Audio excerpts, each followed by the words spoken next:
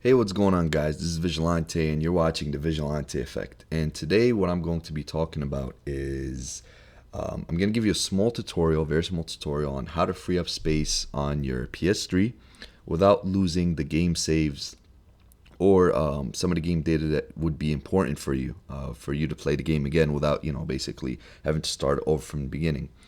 And a lot of people think that they have to have a big hard drive, like a 250 gigabyte hard drive and whatnot. You don't really need that unless you're playing like 20 or 25 games at a time, or maybe, I don't know, maybe 18 games at a time, which is really, and I don't know. For me, that doesn't apply. For a lot of people, that wouldn't apply. But um, if you're playing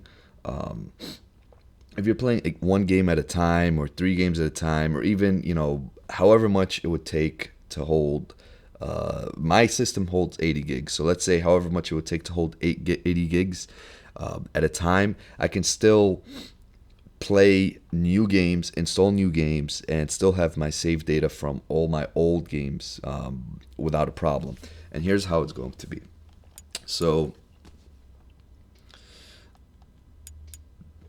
when you go to the game tab on your PS3, you have two things. You have game data utility and you have saved data utility.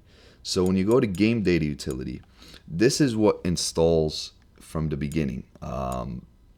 This is basically when you first put the game in and it has to install, and it takes a little while. And when you look at the back of the game, it says it requires 4 gigabytes or requires 200 megabytes. Rage takes 8 gigabytes. 8 gigabytes of space, and that's a lot. That's a lot of gigabytes for just one game. But if I finish Rage, I still have my save data utility right here. These are all my save datas from all the games that's not all the games, the games on this system that I have. And look how big they are. 66 kilobytes.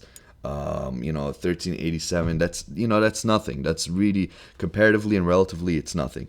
And if you go here, let's say you finished Rage, and you want to keep your save. I'm sorry. You go to game data utility. I can just delete it. Oh, look at the information here. Let me see this one. There you go. So this is 7.5 gigabytes, and this is the rest of it. This is the rest of it that makes it 8 gigabytes. So when I delete it, I can delete this, and over here, layer, you'll see it's under 47 megabytes. That's all you needed anyways for this game. I could delete all of these, and the games would be completely gone from my system, and my space will be free. I can install new games, but I still have my saved data utility. I would still have that. So that, let's say I came back later and I wanted to play Rage again, I would just put that inside the system and play it. And all it would do is that it would just reinstall. That's the only downfall with it. You'd have to wait for it to reinstall. But that's really, like, let's say you're done with a game. You're not going to play it again for a long time. You're done. You could just delete it. And you have the saved data there just in case you want to go back to it. So that's basically the solution. Even if, let's say, for some miraculous reason, because these are really small, these are not a lot. Let's say for some miraculous reason, the saved data, this is accumulates and it takes up a lot of space. You have like a bajillion. You can put a USB inside, and you would put copy. You'd use copy, triangle copy, and it would copy it to the USB. And now you can have basically a storage for just your saved data. So my point is, this is a very good way to save money on, buying a new hard drive for no reason, because there really is no reason to buy a new hard drive. Also, when you're buying a PS3, they have the new Slims, 120 or 320 gigabytes and all that. And, it makes it look like the more hard drive space, the better the system, which is actually not the case.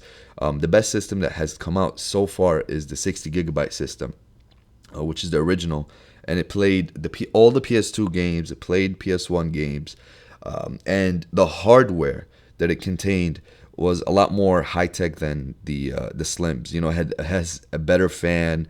Everything about it is so much better than the Slim. People think that the Slim doesn't get the yellow light of death. That's not true. It does. This is just a case with the system, and it can be easily fixed. But my point is, just because it's 60 gigabytes or it's 80 gigabytes doesn't mean the system is not it's not good. Unless they came out with like an 80 gigabyte game, that's a different case. I wouldn't recommend getting, let's say, like the 20 gigabyte system. That's way too small of space in my opinion. But if you have, I think, 80 or 60, that's more than enough to manage with. You know, once you beat a game, you can delete it and you can go back to it. If you have a game that you keep playing, like Call of Duty or something like that, you can save it and still play with it, and just keep space for other games. That's all. So this is the Vigilante effect. I hope I helped you guys. I hope this makes you rethink the whole 250 gigabyte hard drive thing, and I hope this can be of assistance. All right, if you liked it, give it a like, give it a thumbs up. If you're not a subscriber, subscribe. I'm going to be making tutorials. I have reviews that I'm going to be doing.